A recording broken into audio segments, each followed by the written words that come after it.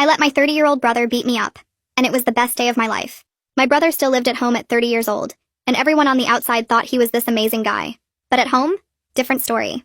I was doing homework at the kitchen table when I heard my mom's muffled cry from upstairs. Then a crash. "Where's the money from your paycheck?" His voice boomed. I knew better than to go up there. Last time I tried to help, he twisted my arm so badly I literally couldn't write for a week. Then told everyone I was clumsy and fell off my bike. The thing about my brother Tick was that yes, he was abusive, but he was also smart. He always made sure the bruises were placed where nobody could see. Once, when I threatened to tell my teacher, he held my head underwater in the bathroom sink until black spots filled my vision. "Nobody will believe you," he said, smirking whenever I gasped for air. "I'm Coach Mike. I help kids. And who are you? You're just a dramatic teenager on her period." He was right. When Mom called the cops after he punched a hole through her door, they showed up and just talked to him on the front porch. I watched from my window as he laughed with them. You know how moms get, officers? She's going through menopause. Very emotional. He rolled his eyes like she was a lot to handle. They left without even coming inside. The worst part was watching Mom shrink into herself. She used to sing while cooking. Now she'd flinch whenever she heard his car in the driveway. Started keeping her purse in my room because he'd take whatever cash she had. "For gas," he'd say. Then come home wasted and reeking of the devil's lettuce at 3 a.m. Everything changed when his girlfriend's parents invited us to their 25th anniversary party. My brother spent all week talking about how Mr. Montgomery was going to offer him a management position at one of his stores. I remember being there and staring at all the normal families laughing, eating tiny sandwiches, kids playing without fear. My brother was in full performance mode, charming everyone. His girlfriend's mom kept saying how lucky we were to have such a wonderful son and brother. That's when I saw him lock eyes with my mom across the patio. He made that subtle gesture with his fist, the same one he did at home before hitting her, a silent threat that meant behave or else. Mom immediately looked down, her hand moving to her bruised ribs, and she winced. Mrs. Montgomery noticed immediately. "Oh dear, are you all right?" "Just tired," Mom whispered. "Well, you must be so proud of Mike," Mrs. Montgomery continued, turning to me. "He is such a wonderful brother, isn't he?" Anger filled my heart. That's when I snapped. "Proud?" I laughed, but it sounded like broken glass. "Yeah, super proud," I said, smiling at Mrs. Montgomery. "Mike's been helping out so much at home lately." My brother's eyes flicked to me. A warning. But this time I ignored it. Mrs. Montgomery beamed. "That's wonderful. What a good son." "Mm-hmm," I nodded. "He's been between jobs for a bit, so he has lots of time to help Mom." His smile tightened. Only I could see the muscle jumping in his jaw. "Between jobs?" Mrs. Montgomery looked confused. "But he said he was an esteemed teacher." "Oh right, the coaching thing," I said innocently. "That's volunteer work. But hey, experience is experience, right, Mike? Anything for the resume." His breathing changed. Shorter. I recognized it instantly and kept going. "At least he's 30 and figuring things out," I continued conversationally. "Some people know what they want younger, but everyone's different." 30? His girlfriend blinked. "You said you were 26. Did he?" I tilted my head. "Time flies, I guess." That's when he snapped, crossed the patio in 3 strides, and backhanded me across the face. SLAP. I hit the ground hard, champagne glasses shattering around me. Blood filled my mouth. "You're dead. You hear me? Dead. Just like I promised last time." "Whoa, whoa!" His friend Gabe came back from the bathroom and pushed through the crowd of people ready to beat his ass to a pulp. His sister is always starting drama. I've seen her do this before. Gabe's voice died as soon as he saw me. He stared at my bloody face, the shattered glasses, my mom cowering behind a pillar. Then his eyes landed on the bruises climbing up my arm. "Oh my gosh," Gabe whispered, stepping backward. "Mike, what did you— those bruises are—" "Shut up!" my brother roared at him. "You're supposed to have my back!" Gabe kept backing away, his face pale. I didn't know. The next part happened fast. Mr. Montgomery grabbed my brother's arm. Tick shoved me backward and I fell into a table full of glasses. The crash was tremendous. Women screamed. Then my brother made the mistake of taking a swing at Mr. Montgomery. Within minutes, security had him pinned.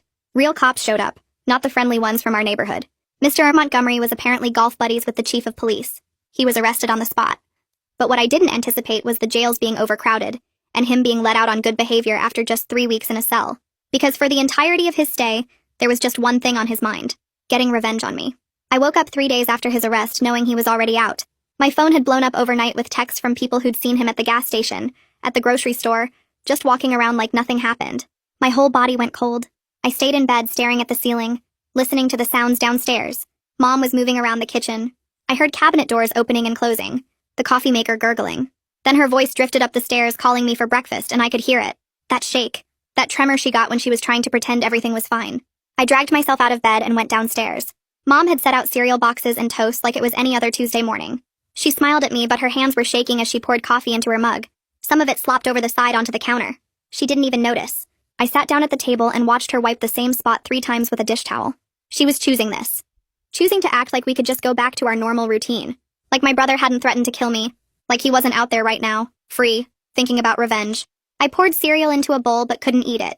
Just pushed the pieces around with my spoon while Mom hummed this weird broken tune that kept stopping and starting. At the school I sat through first period math without hearing a single word the teacher said. I kept looking out the window at the parking lot. Every car that drove by could be his. Every flash of movement made my stomach twist. By third period, I was checking my phone every 2 minutes even though I knew he couldn't text me directly. During lunch, I tried to eat in the cafeteria with my friends, but their voices sounded far away, like I was underwater. Someone laughed really loud and I jumped so hard I knocked my water bottle over. It rolled off the table and clattered on the floor. Everyone stared at me. I mumbled something about needing the bathroom and left. I made it halfway down the hallway before my vision started going blurry. My chest got tight. I couldn't breathe right. I slid down against the lockers and pulled my knees up to my chest. That's when Missy Lynn found me. She was the school counselor, though I'd never actually talked to her before. She crouched down next to me and didn't say anything at first. Just sat there while I tried to stop crying. Then she helped me up and walked me to her office. It was small and cluttered with books and had this ugly brown couch that was probably older than me. Allegra Lynn sat with me for over an hour. I told her everything. The years of Tick hurting me and Mom. The party where I finally exposed him. The arrest. The 3 weeks in jail that solved absolutely nothing. She didn't tell me I was overreacting or being dramatic. She didn't say boys will be boys, or that family stuff was complicated. She just listened and believed me.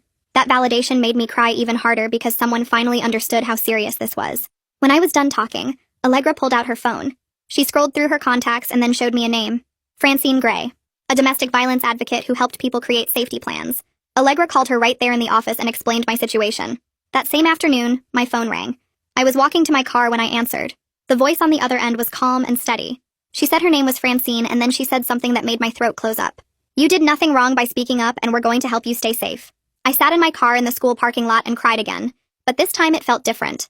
Less scared and more like maybe I wasn't completely alone in this. 2 days later, I was sitting in a law office downtown. Jolene Pacheco had dark hair pulled back in a tight bun and wore a gray suit that looked expensive. Her office smelled like leather and old paper. She explained temporary restraining orders to me in a way that actually made sense. The criminal case against Tick was one thing, she said. That was the state charging him with assault. But I could file for a TRO right now, today, based on his threats and the history of violence. It was a separate thing. Civil protection. She pulled out forms and started filling them out while asking me questions. When did the abuse start? What kinds of things did he do? Who witnessed it? I answered everything, my voice getting steadier as we went. Between Allegra's session and this meeting with Jolene, Francine had called me twice more. She walked me through evidence gathering like it was a science. Screenshots of old threatening texts I'd never deleted. Photos of bruises I'd taken months ago and hidden in a locked folder on my phone. The names and contact info of people who'd witnessed the party assault. Mr. Montgomery, his wife, Gabe, other guests who'd seen everything. For the first time since this whole nightmare started, I wasn't just surviving, I was building a case. Actual documentation. Proof. Francine taught me to think like a lawyer. Save everything. Write down dates and times. Keep a log of every incident, even small ones. The courthouse was busy when Jolene and I went to file the TRO paperwork. We waited in line at the clerk's window for almost 20 minutes. When we finally got to the front, the clerk was this older guy with reading glasses hanging on a chain around his neck.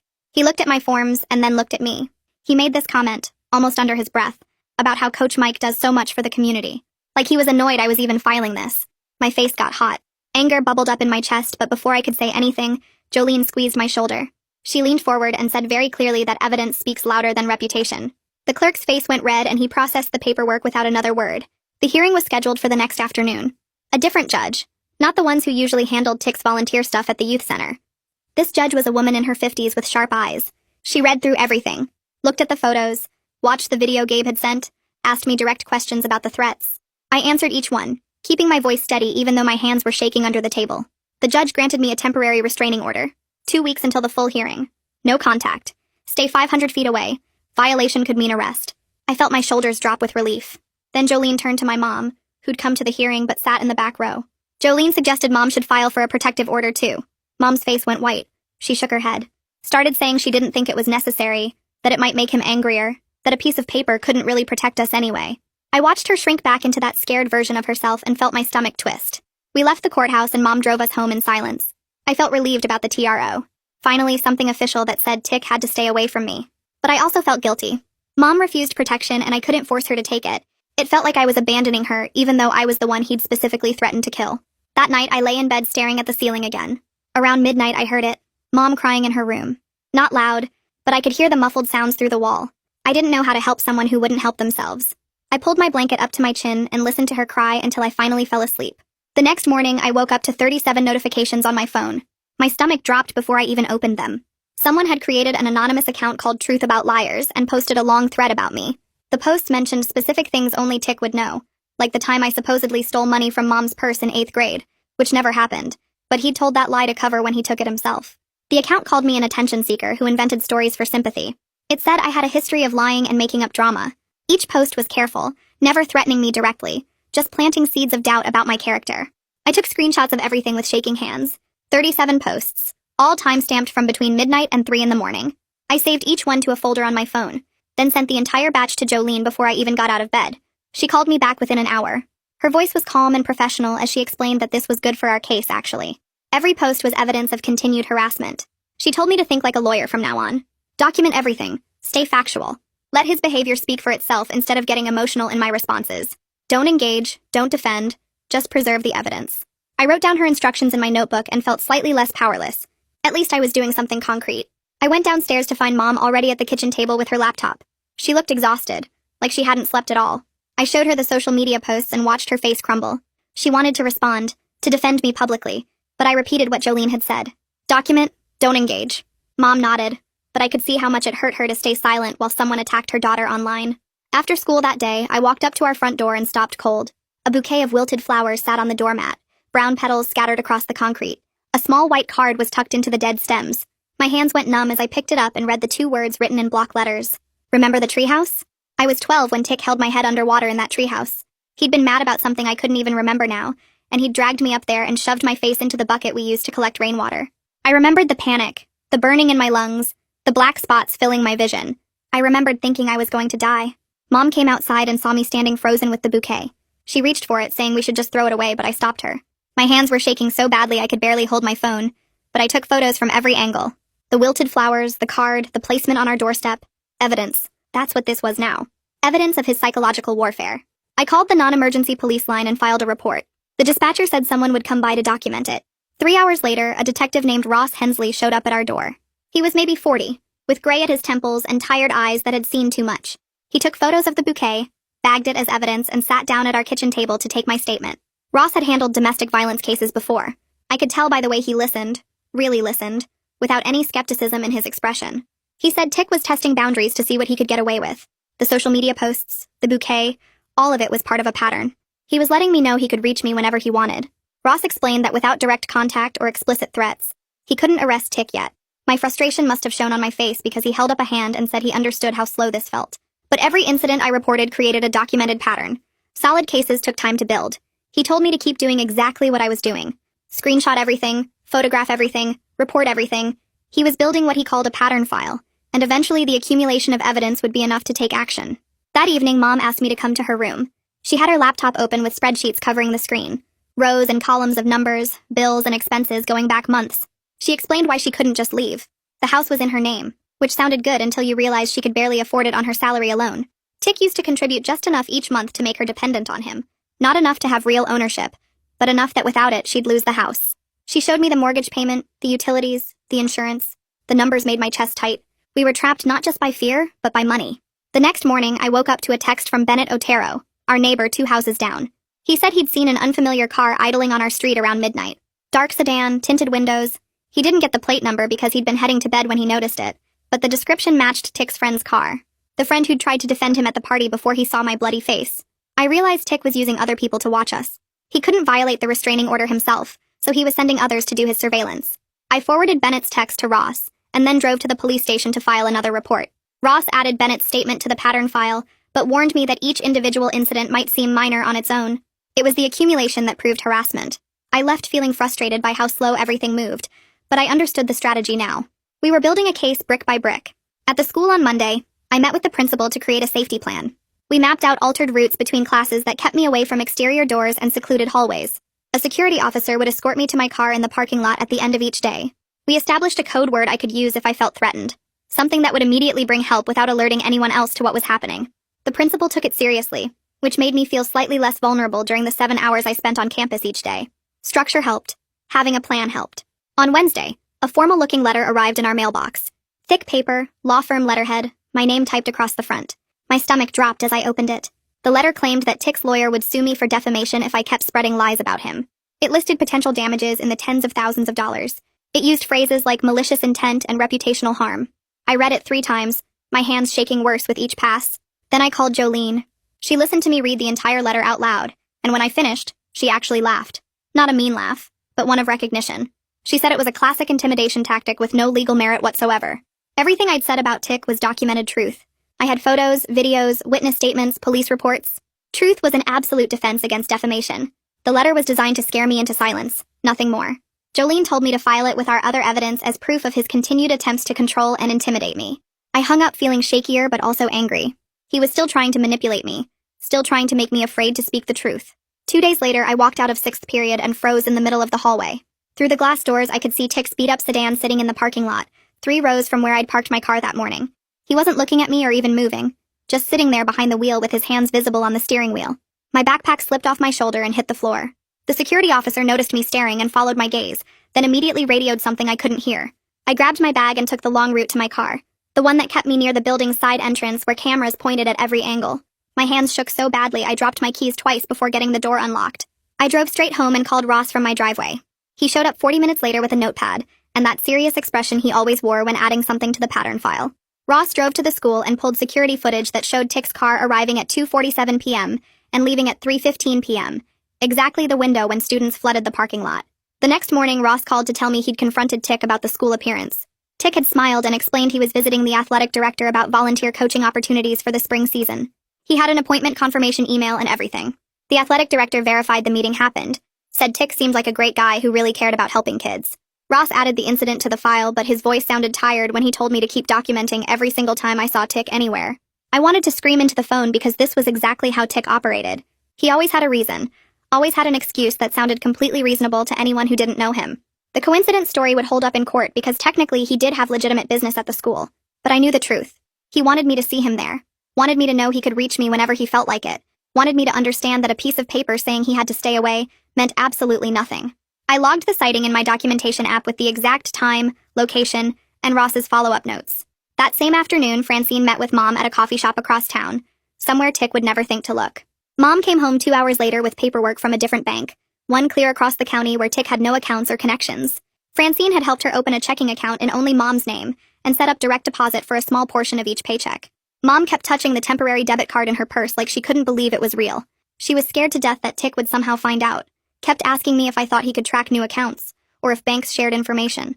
I didn't know the answers, but I repeated what Francine had told her, that financial independence was the first real step toward eventually being able to leave. Mom nodded, but her hands were shaking when she hid the bank paperwork in my closet behind my winter clothes. Over the next week, I noticed small changes in Mom that felt like watching someone wake up from a really long sleep. She seemed more present during dinner, actually listening when I talked about school instead of just staring at her plate. She started keeping her purse in my room every night instead of leaving it downstairs where Tick used to go through it. I watched her check that the front and back doors were locked before bed, something she'd never done before because Tick always handled the locks. These were tiny steps, barely noticeable to anyone else, but to me they felt like progress. Like maybe Francine was getting through to her in ways I never could. One morning, Mom's car wouldn't start when she tried to leave for work. The engine turned over but made this weird clicking sound, and then nothing. Mom called a mobile mechanic who showed up an hour later and popped the hood. I was getting ready for school when Mom knocked on my door, her face completely white. I followed her outside, and the mechanic pointed under the car at something small and black attached to the undercarriage with a magnet. A GPS tracker, the kind you could buy online for like $50. My hands went completely numb as the reality hit me. Tick had been following our exact movements for who knows how long. Every trip to the school, every visit to Jolene's office, every meeting with Francine. He knew everywhere we went and when we went there. The mechanic carefully removed the tracker and put it in a plastic bag. Mom called Ross immediately and he arrived within 20 minutes. He documented the serial number and took photos from every angle, then sealed the tracker in an evidence bag. Ross explained this was a major escalation because it showed premeditation and stalking behavior, not just random harassment. He said this tracker, combined with everything else in the pattern file, significantly strengthened our case. I felt sick knowing Tick had been tracking us like animals, knowing our every move before we even made them. That evening, I got a message request on social media from Gabe, Tick's former friend who'd tried to defend him at the party before he saw my bloody face. The message was long, and I had to read it 3 times to believe what he was saying. Gabe wrote that he had video footage from the anniversary party that clearly showed the assault. He'd been recording because he thought Mr. Montgomery might make a toast, and he wanted to capture it. Instead, his phone had been recording when Tick crossed the patio and hit me. Gabe said watching that video over and over made him realize their whole friendship was based on him enabling abuse and looking the other way. He said he wanted to help make it right and attached the video file to the message. I downloaded it with shaking hands and pressed play. The footage was crystal clear, better quality than I expected. You could see Tick's hand making contact with my face, hear his screamed threat about how I was dead, watch Mom cowering behind a pillar with her arms wrapped around herself. The video caught everything, every detail that proved exactly what happened. I forwarded it to Jolene immediately and she called me back within an hour.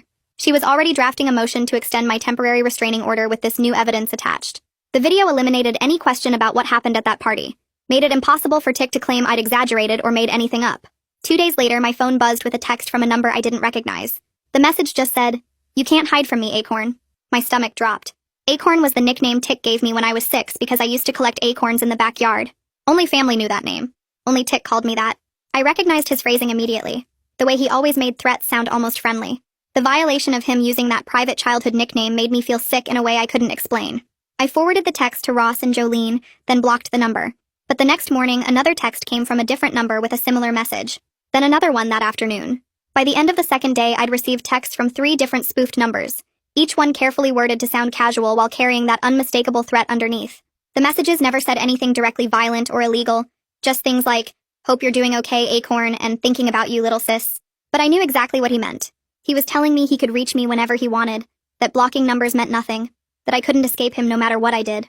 Francine called Mom the next morning and suggested she start writing down every incident in a notebook. Mom resisted at first because putting it on paper felt too real, but Francine explained that seeing the pattern in her own handwriting might help her understand what was actually happening. So Mom bought a plain spiral notebook and started logging everything. Every time Tick's car drove past our street, every blocked number that called and hung up, every time she felt watched at the grocery store or saw someone who looked like him in a parking lot. I watched her fill 3 pages in just 2 days, her pen pressing hard into the paper like she was angry at it. When she finished writing on the 3rd night, she sat at the kitchen table staring at those pages for almost an hour. Her face changed while she read her own words, like she was finally seeing something she'd been avoiding for years. The pattern was right there in black and white, undeniable and documented. She closed the notebook and looked at me with tears running down her face, but for the first time since Tick got released, she didn't look scared. She looked mad. 3 days later, I was sitting in chemistry class trying to focus on balancing equations when someone dropped their textbook. The bang echoed through the room and suddenly I wasn't in the school anymore. I was back at the party with champagne glasses shattering around me and blood filling my mouth. My chest got tight and I couldn't breathe right. The edges of my vision went fuzzy and dark. My hands started shaking so bad I knocked my own textbook off the desk, and that second crash made it worse. I tried to stand up, but my legs wouldn't work properly. The teacher was talking to me, but I couldn't hear her words over the rushing sound in my ears. Someone guided me to the hallway, and I ended up sitting on the floor with my head between my knees. The school nurse appeared and checked my pulse, then called Allegra from the counselor's office. Allegra sat down on the floor next to me and didn't try to make me talk. She just stayed there while I focused on breathing in for 4 counts, and out for 6 like she'd taught me. It took almost 20 minutes before the panic faded enough that I could speak without my voice shaking. Allegra explained that what just happened was a normal trauma response, not me being weak or broken. She said my brain was trying to protect me by remembering the danger, even when there wasn't any danger in that moment. Hearing her say it was normal helped somehow, like I wasn't failing at handling this situation. Over the next week, Allegra met with all my teachers to set up something called a 504 accommodation plan. The paperwork gave me official permission to leave class if I got triggered, plus extended deadlines on assignments and the option to take tests in a quiet room instead of the classroom. Having the school actually acknowledge that I was dealing with a real crisis made me feel less alone. It wasn't just me making excuses or being dramatic like Tick always said. The accommodations were proof that what I was going through mattered and deserved support. I still felt guilty about needing special treatment, but Allegra reminded me that managing trauma while going to the school was like trying to run a race with a broken leg. The accommodations weren't giving me an advantage, they were just leveling the playing field, so I could actually function. The next incident happened on a Saturday when Mom asked me to grab her purse from the car. I brought it inside and noticed it was heavier than usual. When I looked inside to see why, I found a small plastic bag with white pills that neither of us recognized. Mom's face went pale when I showed her. We'd both been so careful about keeping her purse locked in my room at night, so how did these get in there? Then on Monday, Mom ran into one of Tick's former coworkers at the post office. The woman made a comment about hoping Mom was getting help for her problem, and when Mom asked what she meant, the woman said Tick had mentioned Mom was struggling with substance issues. The pieces clicked together immediately.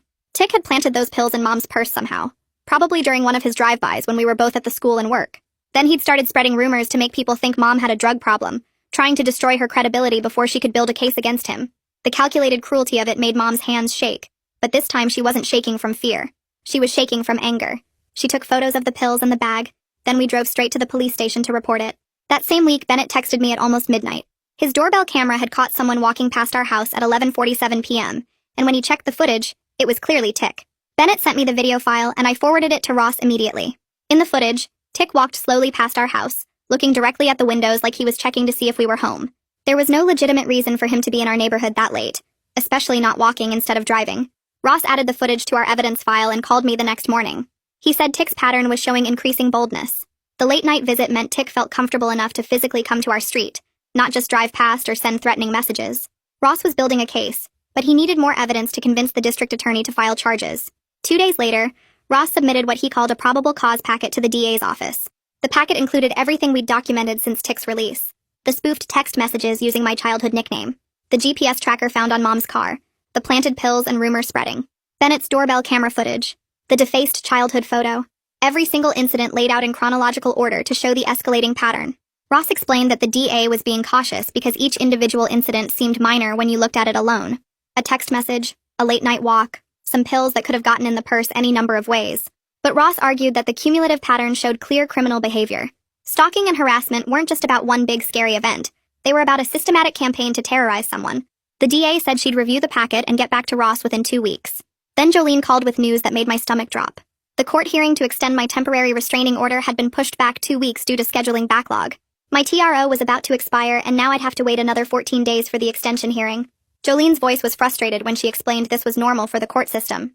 Cases got delayed all the time because there were too many hearings and not enough judges. She knew it was scary to have that gap in protection, but there wasn't anything we could do except wait and keep documenting everything. I wanted to scream at how slow everything moved when my safety was at risk, but instead I just said okay and hung up. I spent those 2 weeks strengthening our evidence file because it was the only thing I could actually control. I created detailed timelines with dates and times for every incident. I cross-referenced the text messages with the doorbell camera footage and the GPS tracker discovery to show how Tick's behavior escalated. I organized everything into categories: direct threats, stalking behavior, property damage, witness statements. The methodical work gave me something concrete to focus on, instead of just sitting around feeling scared. Jolene reviewed my documentation and said it was better than what most lawyers put together. The day of the restraining order extension hearing finally arrived, and I put on the nicest clothes I owned. Mom drove me to the courthouse, and we met Jolene in the hallway outside the courtroom. Then Tick walked in wearing a full suit with his hair neatly trimmed and his face clean-shaven. He looked like he was going to a job interview, not a hearing about his abusive behavior. He smiled politely at the clerk and held the door open for an elderly woman. Every gesture was calculated to make him look like a respectful, upstanding citizen. Watching him perform for the judge made my skin crawl because I knew exactly how fake it all was. This was the same person who held my head underwater and threatened to kill me. But right now he looked like someone's helpful neighbor or friendly coach. The bailiff called us into the courtroom and the judge reviewed the paperwork. Jolene stood up and gave an opening statement about the years of documented abuse and the escalating harassment since Tick's release. Then it was my turn to testify. I walked to the witness stand with my legs shaking and put my hand on the Bible to swear to tell the truth. The judge asked me to describe what had been happening, and I started with the party assault. My voice shook when I talked about the backhand across my face and the champagne glasses shattering, but I kept going. I described the years before that when Tick would twist my arm until I couldn't write or hold my head underwater in the bathroom sink. I explained how he always made sure the bruises were hidden and how he'd convinced everyone I was just a dramatic teenager. Then I moved to everything since his release. The anonymous social media posts, the spoofed text messages using my childhood nickname, the GPS tracker on Mom's car, the planted pills and rumors, the late-night surveillance, every incident documented with dates and times and evidence. When I finished talking, Jolene played Gabe's video from the party on a laptop. The courtroom got completely quiet as everyone watched Tick cross the patio and hit me. You could hear his threat clearly on the recording. See Mom cowering behind the pillar, watch me fall into the table of glasses. I looked at the judge's face while the video played and saw her expression shift from skeptical to concerned. She leaned forward slightly, watching the screen more carefully. When the video ended, she asked Jolene several questions about the timeline and the documented incidents since Tick's release. The judge looked at Tick sitting there in his perfect suit and then back at the video on the laptop screen. She asked him if he wanted to respond to the evidence, and he started talking about how I was a troubled teenager who needed attention. But she cut him off after about 30 seconds. She said the video evidence was clear, and the documented pattern of harassment since his release showed continuing threat. She granted me a full protective order for 1 year with strict no-contact provisions. Tick had to stay at least 500 feet away from me, my school, and our home. He couldn't contact me directly, or through other people. He couldn't post about me on social media. If he violated any part of the order, he could be arrested immediately. I felt my whole body relax for the first time in weeks. The judge turned to Mom and asked if she wanted to file for a protective order too, since the evidence showed years of abuse against her. Mom looked at Tick and then down at her hands. She shook her head and said she didn't think that was needed. The judge asked her 3 more times, explaining that the order would give her legal protection, but Mom kept refusing. I wanted to scream at her to say yes, to protect herself, but I just sat there watching her choose fear over safety. We left the courthouse and Jolene told me the protective order was a good start, but I needed to keep documenting everything. Mom drove us home in silence and I felt relieved about my own protection, but scared that she was still vulnerable. 2 days later, I walked out to the school parking lot after 6th period and found my front passenger tire completely flat. I got closer and saw the long slash mark across the rubber. Someone had cut it on purpose. I looked around the parking lot, but there were no cameras covering this section, and all the other students were already gone. My hands started shaking as I pulled out my phone and took pictures from multiple angles. The timing was obvious. Tick got served with the protective order yesterday, and now my tire was destroyed. I called Ross and he came to the school within 20 minutes. He examined the tire and took his own photos, then helped me document everything for another police report. He looked frustrated when he told me there was no direct evidence linking this to Tick. No witnesses, no footage, nothing concrete. But he added it to the pattern file and said the escalation from psychological harassment to property damage showed Tick was losing control. He was getting bolder and more reckless, which meant he might make a mistake that would give us the evidence we needed for an arrest. I got my tire replaced and drove home, checking my mirrors constantly. At the school the next week, I realized my grades were dropping fast. I was so exhausted from constantly watching for Tick that I couldn't focus on homework or tests. I'd stare at a math problem for 10 minutes without understanding any of it. During English class, I fell asleep at my desk and the teacher had to wake me up. Even with the 504 accommodations giving me extended time and the option to leave class, I was still failing. I went to see Allegra during lunch and she could see how tired I looked. She contacted all my core teachers and arranged deadline extensions for my major assignments. She also connected me with a tutor who could help me catch up on the material I'd missed. The tutor was a college student who came to the school library twice a week. Having that extra support helped, but I still felt like I was barely keeping my head above water. Between sessions with Allegra, I met with Francine at her office downtown. She taught me a detailed system for documenting everything related to Tick. She showed me how to keep daily logs with exact times and descriptions of every incident. She helped me set up a cloud-backed evidence folder where I could store photos, screenshots, and recordings that wouldn't get lost if something happened to my phone. She gave me a safety contact list with her number, Ross's number, Jolene's number, and the domestic violence hotline. The structure of it all made me feel more in control. Instead of just being scared and helpless, I had specific steps to follow. Every time something happened, I knew exactly what to do. Document it, photograph it, log it with date and time, upload it to the cloud, notify my support team. The protocol turned my fear into action. Then Jolene called to say Ross had requested increased patrols past our house. Ross wanted police cars to drive by multiple times per shift to check for suspicious activity. But when I talked to Ross directly, he was honest about the limitations. He said with their limited resources and shift changes, they couldn't provide constant surveillance. The patrols would help, but there would be gaps. Officers might drive by 3 or 4 times per shift, but that still left hours when no one was watching. I appreciated his honesty even though the reality was scary. At least he wasn't pretending we had more protection than we actually did. He suggested I keep documenting everything and call 911 immediately if I saw anything suspicious, even if it seemed minor. On Wednesday after school, Mom and I went to the grocery store to pick up food for dinner.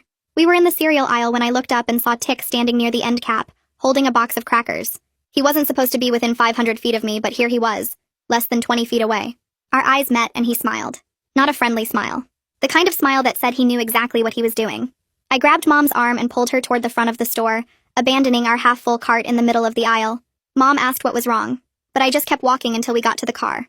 My whole body was shaking as I pulled out my phone and logged every detail. The exact time, the store location, what aisle we were in, what he was wearing, the way he smiled. Mom said maybe it was just a coincidence, but I knew better. Tick didn't shop at this store. He was there because he knew we'd be there. Only 2 days after the grocery store incident, Jolene filed another motion with the court. She listed everything that had happened since the protective order was granted. The slashed tire, the grocery store encounter, plus the earlier stuff like the texts and the GPS tracker and the property damage. She argued that Tick was systematically violating the protective order's spirit, even when he technically avoided direct contact. The tire slashing had no proof, but the timing was suspicious. The grocery store encounter was technically legal since it was a public place, but combined with everything else, it showed a pattern. Jolene requested a hearing to address the cumulative violations and ask for stricter enforcement. The court scheduled it for 3 weeks out because their docket was completely overloaded. 3 more weeks of living in fear while we waited for the legal system to catch up. But Ross reminded me that every single day of documentation made our case stronger. Each incident I logged, each photo I took, each detailed report I filed added another piece of evidence to the pattern. Jolene said the same thing when I called her frustrated about the delays. The legal system moved slowly, but that didn't mean it wasn't working. I tried to focus on what I could control. I kept logging incidents in my daily journal with exact times. I maintained my safety protocols like checking my car before getting in and varying my routes home. I got through each day by breaking it into smaller pieces. Just get through this class. Just get through lunch. Just get through the drive home. Small goals that felt manageable when the big picture was too overwhelming. I needed my own money and my own escape plan, so I applied for a part-time job at the bookstore near our house. They hired me to work weekend shifts, Saturday and Sunday afternoons. Mom agreed to drive me there and pick me up since I didn't want to be alone in the parking lot. The bookstore was quiet and calm, the opposite of everything else in my life. I shelved books and helped customers find what they needed, and for those few hours each weekend I could almost pretend I was a normal teenager with a normal job. The paychecks weren't huge, but I opened my own bank account and started building an escape fund. Having my own money felt like a small piece of independence in a situation where I'd had so little control. Every dollar I saved was one step closer to being able to protect myself. One evening I came home from my bookstore shift and heard something I hadn't heard in months. Mom was humming just this quiet little tune while she stood at the stove stirring pasta sauce. I froze in the doorway because the sound was so strange after all the silence. She looked up and smiled at me. This small, fragile smile that didn't quite reach her eyes but was real. I felt something crack open in my chest. This tiny piece of hope that maybe we were actually going to be okay. Maybe all the documentation and safety plans and legal paperwork were actually working. I helped her set the table and we ate dinner together without jumping at every sound from outside. It was the most normal 20 minutes we'd had since Tick got out of jail. The next afternoon, I checked our mailbox and found an envelope with no stamp or return address. Inside was a photo from when I was 7, the one where I'm missing my 2 front teeth and holding a soccer trophy. Someone had taken a pen and scratched out my face, so hard the paper was torn through. My hand started shaking as I stared at it. The message was clear. He could reach me. He could get to our mailbox. He knew where we lived, which was obvious, but seeing the defaced photo made it feel so much more real. I wanted to crumble the picture and throw it away because looking at my destroyed childhood face made me want to cry. But I didn't. I pulled out my phone and photographed it from 3 different angles, making sure the scratches were visible. Then I added it to my evidence folder and filed another police report. That's what I did now. Every violation got documented. My phone buzzed with a text from Bennett asking if I'd seen anything weird lately. I told him about the photo, and within an hour he'd created a group text with 5 houses on our street. Mrs. Chen from next door, the Robinsons across the street, the college students who rented the blue house, and an older couple at the corner. Bennett explained what was happening without sharing details I didn't want public. He just said my family was dealing with a safety issue, and asked if people could report suspicious activity. Everyone agreed immediately. Mrs. Chen said she'd been wondering why police cars kept driving by. The college students offered to keep their porch light on all night. Knowing I had actual neighbors watching made me feel less alone. It wasn't just me and Mom and Francine and Ross anymore. We had community eyes. Allegra called me during lunch period with news about the therapy appointment. She'd been working the waitlist for weeks and finally got me a slot. The therapist could only see me every other week because she was completely booked, but even limited sessions were better than nothing. My first appointment was on a Thursday afternoon. The therapist was younger than I expected, and she didn't make me sit on a couch or anything weird like that. We just talked in chairs across from each other. She explained that my constant checking of locks and windows and my trouble sleeping and my jumping at sudden noises weren't personality flaws. They were survival responses. My brain had learned that danger was real, and it was trying to keep me safe by staying alert. Hearing that made me cry because I'd been thinking something was wrong with me for reacting this way. 2 days later, Mom came into my room with her phone and tears streaming down her face. Tick had sent her an email. A long one, full of apologies mixed with blame. He said he was sorry she felt hurt, but she needed to understand his perspective. He'd been under a lot of stress and she wasn't being supportive enough. He missed her and wanted to fix their relationship. The email made my skin crawl because I could see exactly what he was doing. Apologizing without actually taking responsibility. Making it sound like her feelings were the problem, not his actions. Mom sat on my bed and asked if she should respond. She wanted to explain to him why his behavior was wrong. I took her phone and read the whole email again, highlighting the manipulative parts. Then I told her we should forward it to Francine instead of responding. Mom hesitated. I watched her stare at the email like she was actually considering writing back to him. My heart started pounding because if she responded, she'd be opening a door we'd worked so hard to close. I reminded her about everything Francine had taught us. No contact meant no contact. Any response, even an angry one, told him his tactics were working. Mom's hand moved toward the reply button, and I physically reached out and stopped her. I asked her to trust me and forward it to Francine first. She finally agreed. Francine called within an hour and spent 30 minutes on the phone with Mom, walking her through every manipulation tactic embedded in the apology. By the end of the call, Mom agreed to maintain no contact. She deleted the email without responding. Ross showed up at our house 3 days later with another officer. He said they were arresting Tick for cumulative violations of the protective order. All the documented incidents, the texts, the stalking, the GPS tracker, the defaced photo, everything together showed a clear pattern of harassment. I felt this huge wave of relief wash over me. Finally, someone was taking this seriously. Finally, there would be consequences. Then Ross explained that the bail hearing was in 2 hours, and based on Tick's lack of prior violent convictions, the bail would probably be set low. My relief died instantly. I asked how low, and Ross said probably low enough that Tick could post it and be out by evening. 2 hours of safety. That's all we got. Francine came over that same evening after Tick made bail. She brought printouts about short-term shelter placement programs, safe houses where Mom and I could stay while we figured out longer-term solutions. Mom looked at the papers like Francine was asking her to move to another planet. She explained that she'd lived in this house for 20 years. All her memories were here. She couldn't just leave. I understood her attachment, but I was also terrified. Tick had just been arrested and released in the same day. What was going to stop him from coming here? Francine didn't push. She just left the information on our kitchen table and told Mom to think about it. After she left, Mom went to her room and I heard her crying. I couldn't sleep that night, so I got up and started preparing. I pulled out my old soccer duffel bag and filled it with clothes, my important documents, cash from my bookstore paychecks, phone chargers, and copies of all our evidence files. I hid the bag in the back of my closet behind my winter coats where Mom wouldn't accidentally find it and freak out. Then I downloaded a safety app that Francine had recommended. It let me share my location constantly with multiple people. I added Allegra, Francine, and Bennett. If something happened, they'd know exactly where I was. I set up the app to send automatic alerts if I didn't check in every 12 hours. It felt extreme, but after watching Tick get arrested and released in the same day, extreme felt necessary. The break-in attempt happened on a Saturday morning. I was at work shelving books in the mystery section when my phone started buzzing with calls from Mom. My hands went cold as I answered. She was crying so hard I could barely understand her. Someone had tried to break in through the back door. She'd been in the kitchen making coffee when she heard splintering wood. The door frame cracked and the handle started turning. Mom screamed and ran toward the front of the house. That's when Bennett started yelling from his yard. He'd been outside watering his plants and heard the noise. His shouting scared whoever it was away. By the time Mom called 911, the person was gone. I told my manager there was a family emergency and drove home going 15 over the speed limit the whole way. When I got there, Mom was sitting on the front porch with a police officer, wrapped in a blanket even though it wasn't cold, shaking so badly the officer had to hold her coffee cup steady.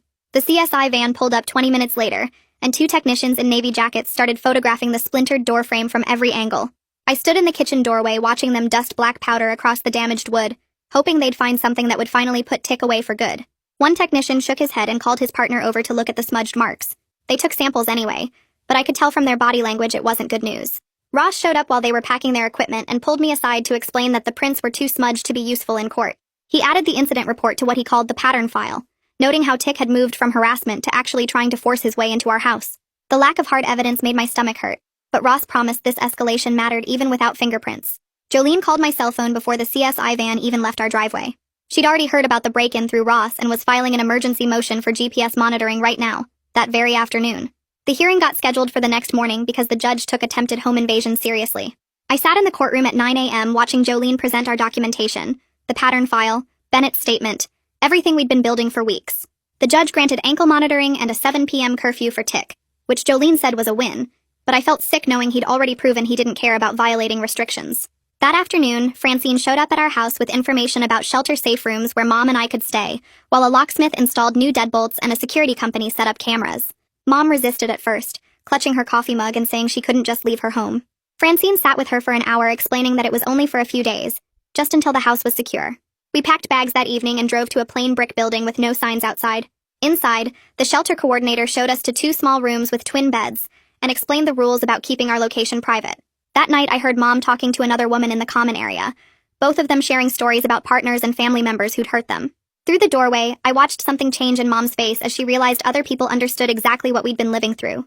The next morning, Mom agreed to start keeping her purse locked in the shelter safe, to share our schedules only with Francine and Ross, and to follow all the safety protocols she'd been pushing back against for weeks.